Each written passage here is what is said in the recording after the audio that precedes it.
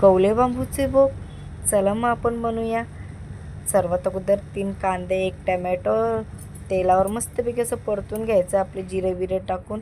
त्याच्यानंतर आपण 5-6 लसणाच्या पाकळ्या टाकायच्या आहेत. कांदा व्यवस्थित परतून झाल्यानंतर आपले बेसिक मसाले, आगरी मसाला, हळद, धना पावडर आणि मस्तपैकी असं घरगुती गरम मसाला आपल्याला टाकायचा आणि चवीपुरता मीठ टाकायचं आहे.